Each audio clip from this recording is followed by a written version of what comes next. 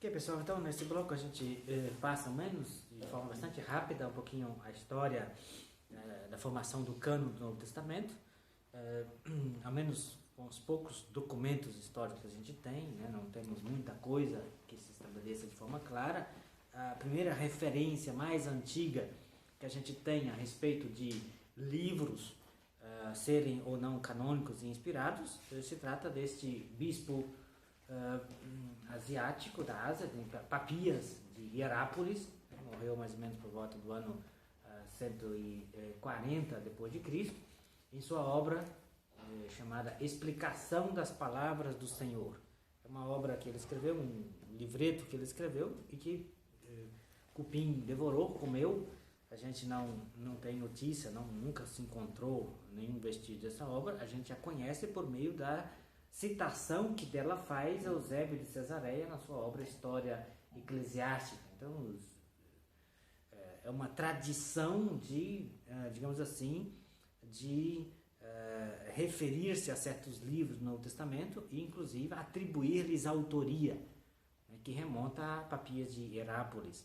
Ele nessa sua obra, sempre, né, segundo aquilo que reporta sobre ela Eusébio de Cesareia, né, fez referência a dois evangelhos, o evangelho de Marcos e o evangelho de Mateus, né, dizendo que Marcos, né, não fora discípulo de Jesus, não fora apóstolo de Jesus, mas que foi discípulo de Pedro e colocou por escrito, meio sem ordem, aquilo que se recordava das pregações de Pedro, né? Isso com referência ao Evangelho de Marcos. Digo isso por quê? Porque a gente está acostumado, né, por exemplo, a abrir os evangelhos, o Evangelho de Marcos, o Evangelho de Mateus, de Lucas, sei lá, os 4 evangelhos canônicos, que a gente atribui a esses autores aqui, mas os códices mais antigos não se apresenta, não se tem título, não se dá o título.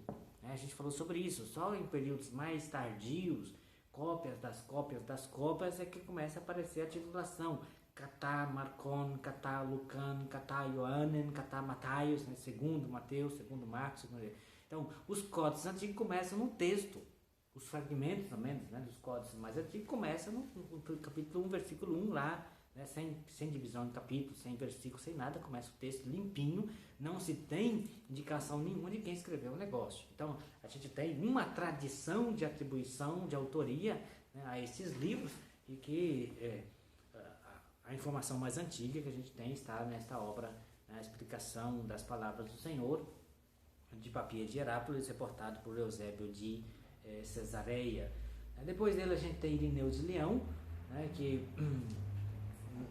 a gente não sabe bem a datação, mas Irineu de Leão nasce entre os anos 140 e 160 depois de Cristo. Estamos sempre, né, no segundo século da era cristã, aí que na sua obra, né, diversos héreses, né, contra os hereges, né, contra as heresias, né, como vocês conhecem essa, né, na coleção patrística ali, né, recomendo, é um livro que precisa ser lido, né, na teologia, porque depois vocês lidarão com as heresias, né, dos primeiros séculos do cristianismo, heresias cristológicas, heresias, né, trinitárias, etc., uma série delas, e basicamente muitas destas heresias a gente as conhece, sabe que elas existiram e sabemos também, né, qual era o conteúdo, o pensamento destas figuras, né, heréticas, exatamente por esta coletânea que faz Eusébio de Cesareia, né, na sua obra Contra as Heresias, que é a coleção, né, normalmente a clássica coleção patrística, né, traduzida pela Paulus ali, de capinha verde. Então eu recomendo esta obra. O que nos interessa aqui é que nesta Diversos Héreses, né, capítulo 3, 11, 8, o Irineu de Leão menciona os 4 evangelhos já. Então a gente já está no segundo século da era cristã, a gente já tem uma referência explícita à Santa Tétrade dos Evangelhos, isto é, estes 4 evangelhos aqui, a gente desde as origens do cristianismo, a gente tem eles já como seguros, como textos inspirados, portanto canônicos, né, diferente de outros textos evangélicos, né, que serão depois considerados como textos apócrifos. Depois disso a gente tem né? Marcião, também do século II da era cristã. Marcião morre no ano 160 depois de Cristo, e ele é uma figura herética, né? Mas que por conta dele a gente conhece, né, como era um pouquinho o estágio da discussão a respeito do cânon no segundo século. Porque ele tem uma lista, é a primeira lista de livros do Novo Testamento que a gente tem conhecimento, lista, né, com vários livros, é o chamado cânon ou pequeno cânon de Marcião. Pequeno por quê? Porque ele reduziu drasticamente, né, a lista dos livros que ele considera como canônicos para a tradição cristã. Primeiramente, Marcião descarta todo o Antigo Testamento. Dizer, o Antigo Testamento não é Bíblia de cristão. O Antigo Testamento é Bíblia de judeu. Nós não somos judeus, somos cristãos. Então, o Antigo Testamento não serve não só por conta da oposição com relação ao judaísmo, que Marcião tem, mas sobretudo, segundo ele, por questões teológicas. E para ele, para Marcião, o Deus do Antigo Testamento é incompatível com o Deus do cristianismo católico. Por quê? Para ele, o Antigo Testamento apresenta uma figura, uma imagem de Deus como onipotente, severo, juiz, vingador. O Deus que é radical, o Deus que castiga até a terceira e a quarta geração, que não deixa passar impune o pecado, né, como aquele que está constantemente te vigiando para, né, a qualquer pequeno deslize que você comete, cacetada na sua orelha, para você aprender, né? E se fazer 2 vezes, tá fulminado mesmo. Então, um Deus que é descontrolado, desequilibrado emocionalmente e que defraga a sua ira, né, assim a todo momento. De fato, alguns textos pareceriam dar essa ideia, né? Deus que diante do povo que peca, as murmurações, né, as tentações do deserto, para cima e para baixo, o povo murmura e Deus enche-se de cólera, e aí Moisés tem que pular na frente, né? Constantemente Moisés tem que pular na frente de Deus. Deus, deixa disso, Deus não faz isso, Deus, pelo amor de Deus, não faz isso, Deus, né? Acalma Deus, para poder Deus não fazer uma desgraceira total. Então a gente tem aparentemente isso, né? Mas como vocês estudarão, né, se tiverem um bom biblista, né, de Pentateuco, né, ao estudar esses textos, verão, né, que não é bem assim, né? Quer dizer, ali você tem uma construção teológica da figura de Moisés como intercessor. Então não é esta a questão. E depois há textos muito equilibrados no Antigo Testamento, né, nos quais, sobretudo, recorde, por exemplo, de Êxodo capítulo 33 e 34, em que Deus se apresenta como bondoso, misericordioso, fiel, lento para a ira, né? Expressão bonita, não tão bonita, mas é significativa. Deus de narinas compridas, como se fosse um Pinóquio. Estão vendo que, né, as traduções não podem ser tradução literal em alguns casos, né, porque a ideia é essa, que Deus tem um nariz comprido, então demora muito até as narinas, né, ficarem vermelhas e portanto demora para a ira. Mas ali a gente tem uma lista, né, de 13 atributos divinos, e por isso, atenção, na tradição judaica, o número 13 não é número de azar, é número da expressão da totalidade da bondade de Deus a partir daquele capítulo lá, né, desses 13 atributos. E alguns salmos da Bíblia, inclusive, insistem nessa estruturação do número 13. Mas isso vocês estudarão também com o professor de literatura sapiencial. O que nos interessa é o fato de que, né, digamos assim, o Deus do Antigo Testamento não é esse bicho-papão, né, que mais ou menos apresentou Marcião como justificativa para descartar todo o Antigo Testamento. Não só o Antigo Testamento, mas Marcião disse, olha, o Novo Testamento também, tem alguns textos aqui que não me piace, né, via, não me agrada, joga fora. E, por exemplo, dos evangelhos, só ficou com o Evangelho de Lucas. O Evangelho de Lucas, né, Jesus, né, que fala, né, que vem né, para proclamar o ano da graça do Senhor, né, Jesus que expressa a misericórdia, Jesus que está junto com os pecadores. Eu não vim chamar os justos, mas os pecadores, etc. Né? Jesus que se assenta à mesa com publicanos, com fariseu, né? Jesus que conta as parábolas da misericórdia. A parábola do pai misericordioso, por exemplo, né? O chamado filho pródigo, né? Ou então a parábola de Zaqueu, são textos só lucanos, só está no Evangelho de Lucas, né? Zaqueu, que era chefe de cobradores de impostos, a pior raça considerada para Israel. Se a gente pensa em gente que está na rabeira de possibilidade de salvação, o último da rabeira são os cobradores de impostos no pensamento judaico. Até as prostitutas entram na frente. O cobrador de imposto não tem jeito. Jesus, né, Zaqueu, desce depressa, hoje devo estar na sua casa, né, a salvação entrou nessa casa, etc. Então Jesus que é a misericórdia extraabundante de Deus para a humanidade, para os pecadores, etc. Só o Evangelho de Lucas, outros evangelhos que destacam outros aspectos, mas são tira. Então deixou só o Evangelho de Lucas e, grosso modo, uma parte da literatura paulina, algumas cartas de Paulo, né, como estão vendo. Então Lucas, a carta aos Romanos, as duas cartas aos Coríntios, Gálatas, Efésios, Filipenses, Colossenses, as duas cartas aos Tessalonicenses e o texto de Filemão. É chamado o pequeno cânon de Marcião, né, muito reduzido. Então, para ele, a Bíblia cristã é só isso aqui, sem Antigo Testamento, sem Evangelho de Marcos, sem Evangelho de Mateus, sem Evangelho de João, sem aquela montão de cartas. Então, só Lucas e algumas cartas de Paulo, sem Apocalipse, sem nada, né? Reduzido.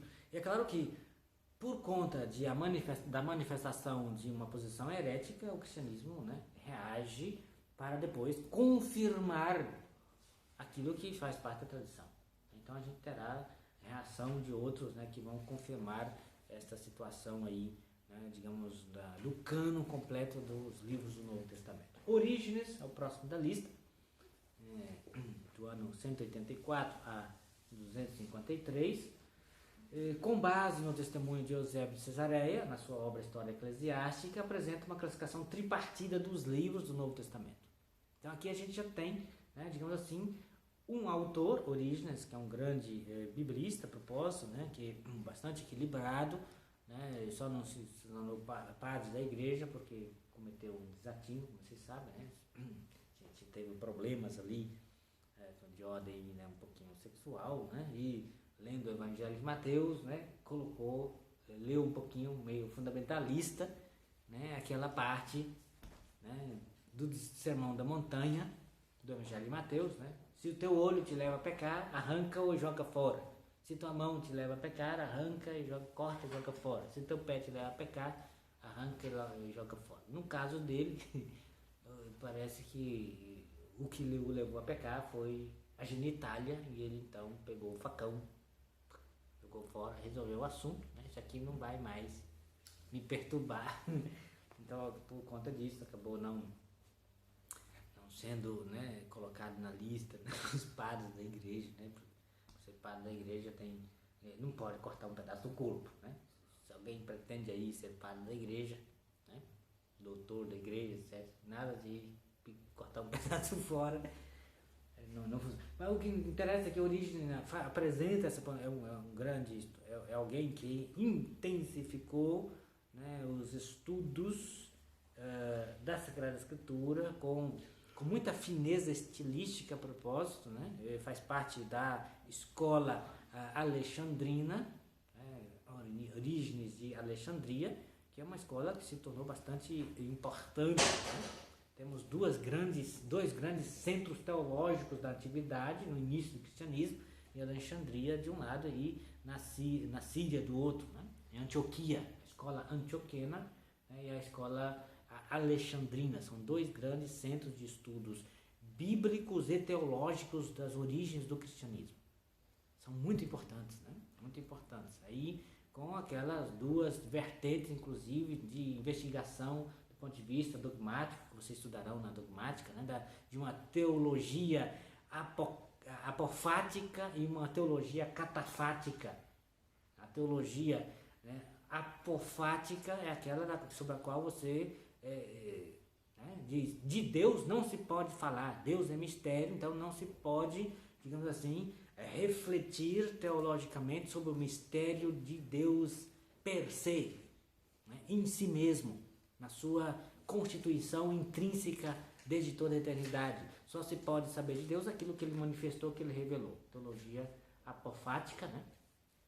Ao passo que a teologia catafática é aquela que, né, a partir do princípio da analogia do ser, né, existe um elemento de base que permite uma reflexão que ao menos tangencie, que toque, que trisque realmente a realidade do mistério de Deus em si mesma, baseado no ser, porque se tem alguma coisa que é comum entre Deus e a criação, é a existência.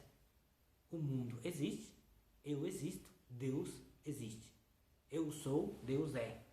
Então, existe uma base ontológica sobre a qual é possível um discurso que fale de Deus em si mesmo, né, a partir, né, de uma investigação intelectiva.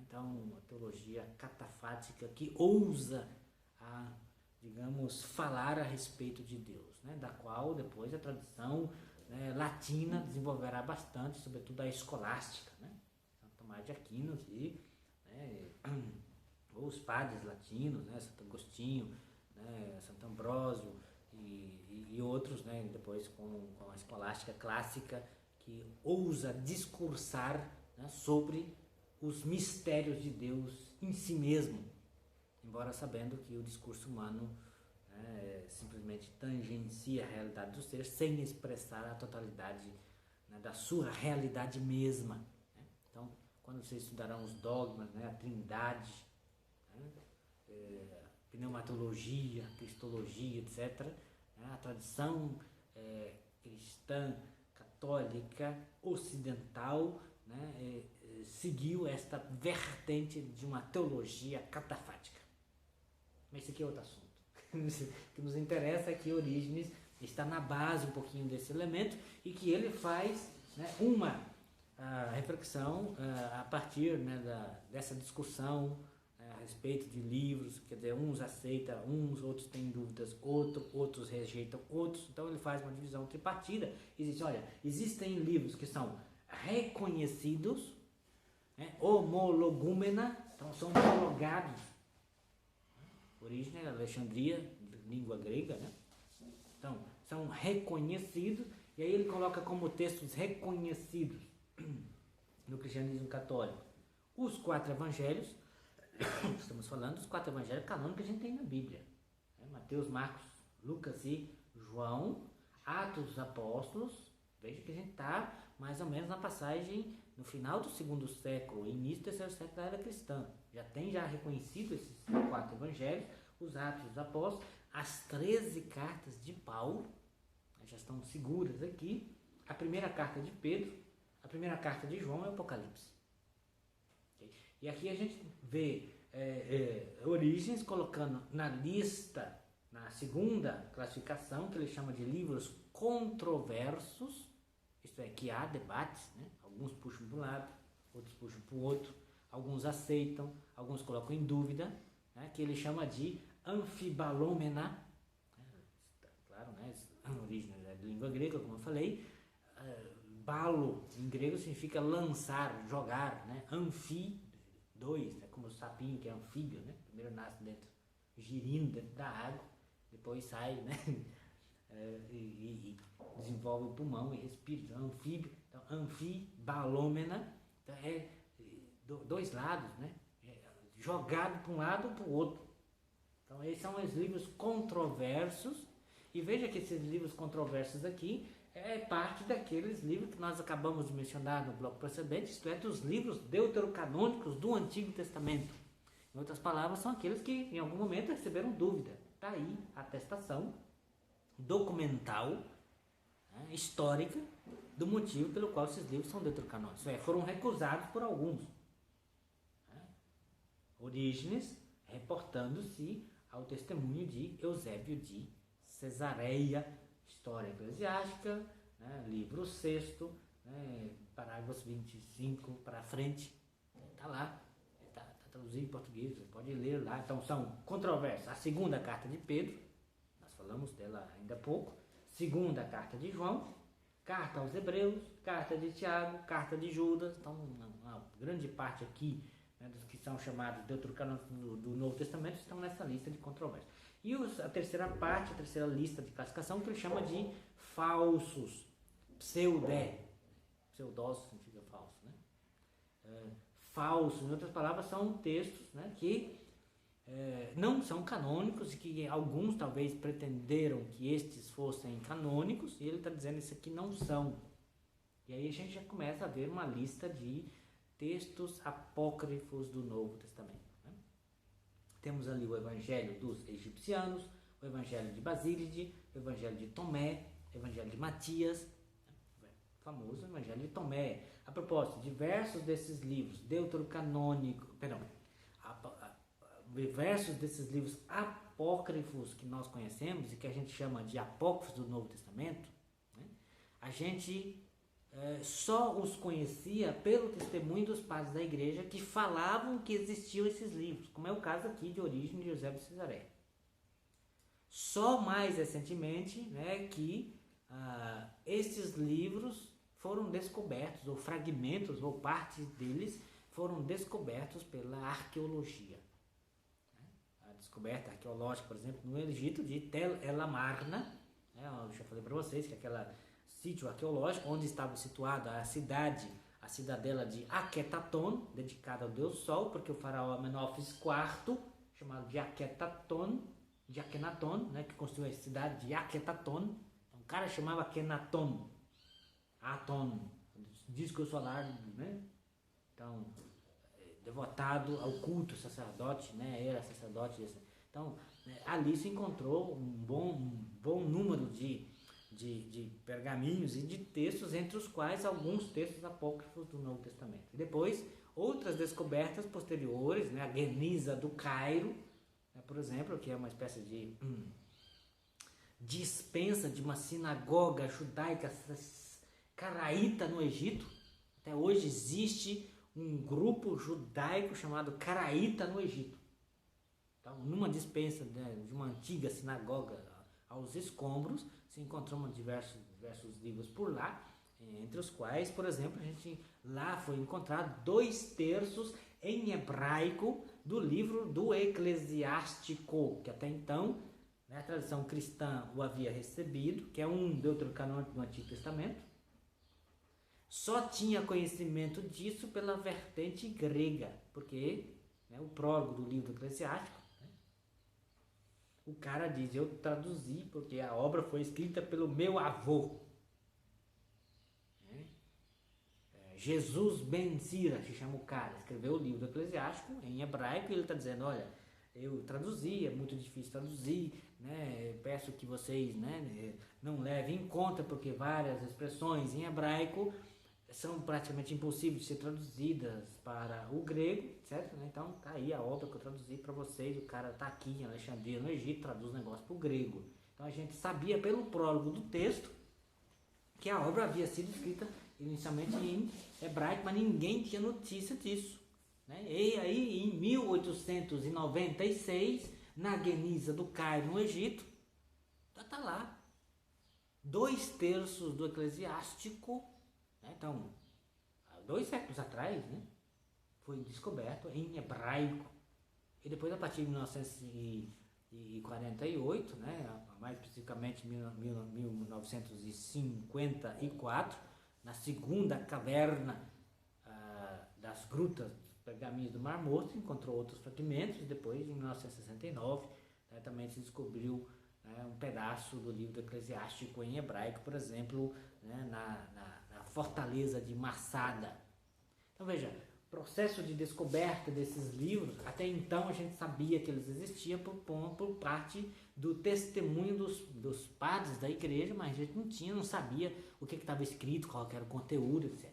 Depois a arqueologia foi descobrindo esse material, né, os tradutores foram traduzindo e hoje está aí. Você vai na livraria, qualquer livraria católica, você chega lá, você tem os livros apócrifos aí, vai trazer lá, juntado num único livro só, né, com calhamaço, com todos os livros apócrifos traduzidos em português, bonitinho para você ler. Né? Então, o Evangelho de Tomé já é citado aqui, né? O Evangelho de Matias, por exemplo, são textos apócrifos do Antigo Testamento. Okay? Então, veja, com relação aos 4 evangelhos, é importante destacar isso, que estes, Mateus, Marcos, Lucas e João, e a propósito, nessa ordem canônica, sempre foram citados desde o início do cristianismo, nunca houve discussão a respeito do negócio. Ninguém questionou, não se tem notícia até o presente momento, né? Porque depois descobre um texto assim para baixo toda hora, até o presente momento não se tem notícia de que alguém tenha colocado em dúvida a canonicidade dos 4 evangelhos canônicos. Né?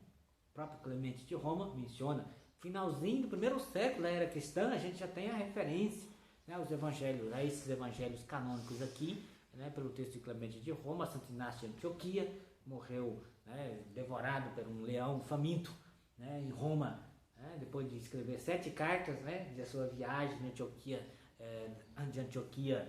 da Síria até a cidade de Roma. Ele escreveu as 7 cartas, na qual ele faz referência também aos 4 evangelhos. Então já estão consolidados na tradição eclesial, cópias desses evangelhos para todo lado.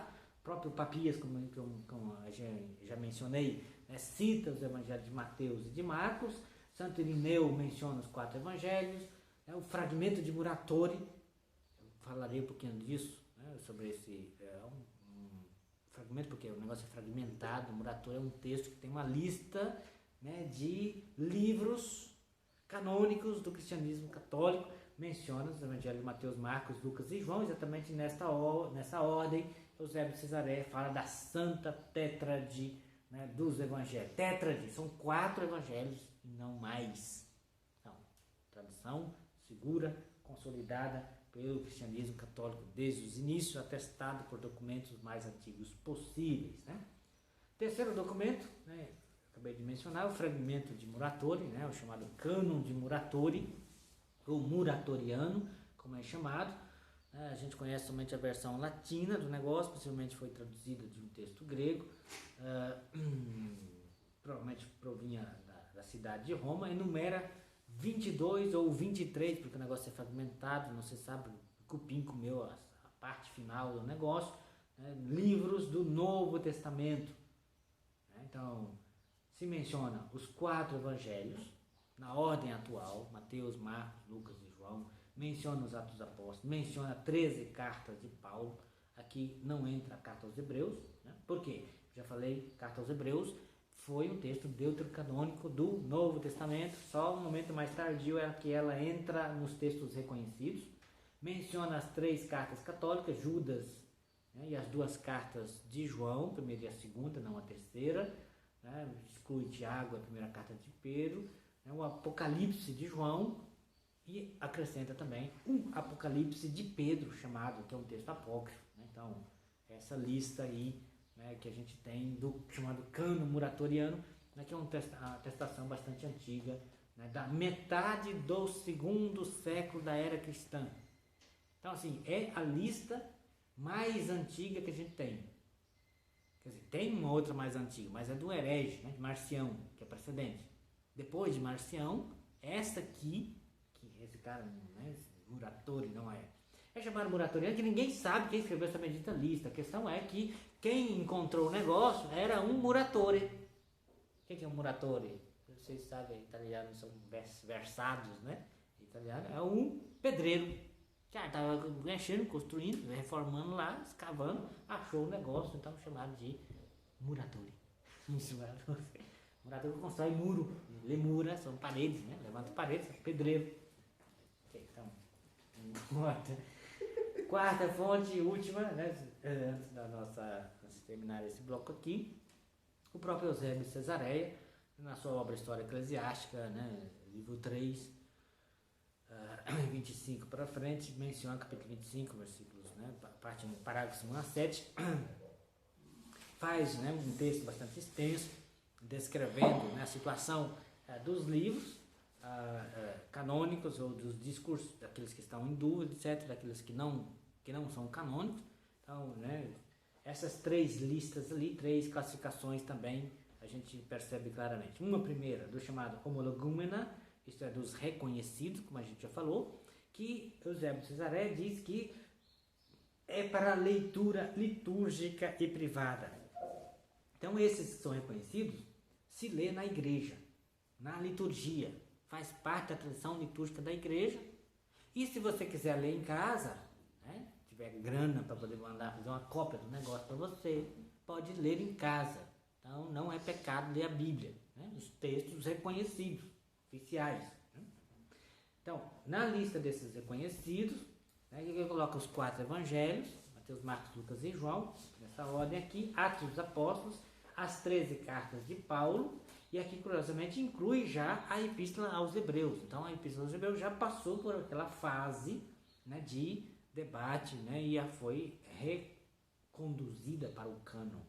Lembre-se que Eusébio de Cesaré, do ano 263 a 339. Então, basicamente, na passagem do terceiro, né, para o 4º século. Então, aqui, Hebreus já ganha já saiu daquela parte dos livros, né, anfibalômena, dos que são controversos, e já passou para o grupo dos reconhecidos. A primeira carta de Pedro, né, a primeira carta de João, né, e o Apocalipse.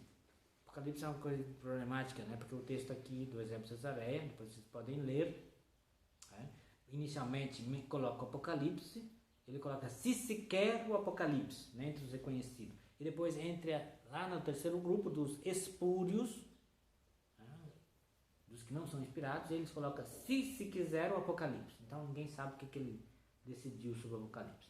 Então, primeiro, o homologúmena, reconhecido. Segundo grupo dos anfibalômena, né, que podem serem lidos na leitura privada, né, mas não na liturgia. Quer dizer, você pode ler, tem informações, né, pode ser útil, né, para você fazer o crescimento na fé, tudo mais, mas nada de ler isso na igreja. E aí a gente ainda tem perdurando alguns livros que são deuterocanônicos do Novo Testamento, a segunda carta de Pedro, a segunda e a terceira carta de João, né, Tiago e Judas. São deuterocanônicos aí que ainda perdura no finalzinho, né, do século III e início do século IV. Né? E aí a lista dos chamados espúrios, né, o que a gente hoje poderia chamar, né, classicamente como textos apócrifos,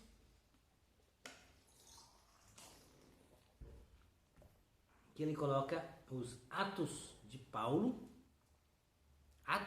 e Tecla. É um texto interessante que o professor de Paulo de vocês certamente fará alusão, porque ele escreverá um pouquinho, inclusive a própria figura física de Paulo, né? É um texto interessante esse. E tem, né, na Ásia, acho que em Éfeso, se não me falha a memória, tem uma gruta dedicada a Paulo, onde ele se estabeleceu, e lá tem a pintura de Paulo, uma das mais antigas do cristianismo a respeito de Paulo, a gravura de Paulo ali nessa gruta, e do lado tem a gravura também de Tecla. Então, Atos de Paulo e Tecla. O pastor de Hermas que foi um candidato, como a gente falou nos inícios, né, a ser palavra de Deus, né, o Apocalipse de Pedro,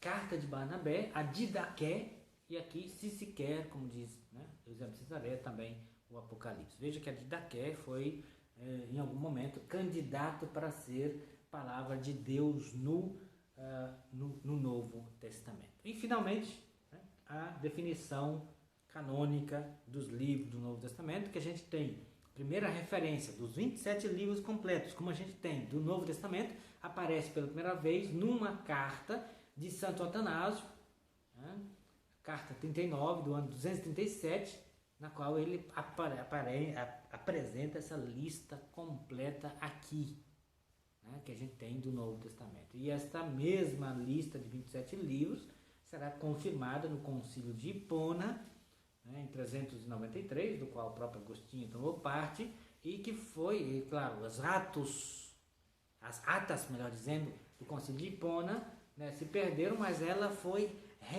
assumida integralmente com relação à lista dos livros no Concílio de Cartago em 397. Então a gente tem a lista completa, né, da Bíblia cristã católica pela primeira vez, né, no Concílio de Hipona, confirmado no Concílio de Cartago, de Gênesis ao Apocalipse, tal e qual está aí na sua Bíblia cristã católica.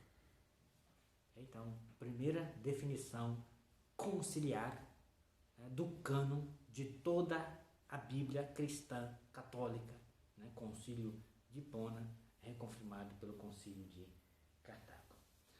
Ok, pessoal? Obrigado pela paciência de mais esta manhã. Na próxima aula a gente então termina um pouquinho sobre essa história do cânon, né, e passaremos a outras questões introdutórias também sobre o Novo Testamento. Boa continuação de manhã, bons estudos. Obrigado pela paciência e pela perseverança.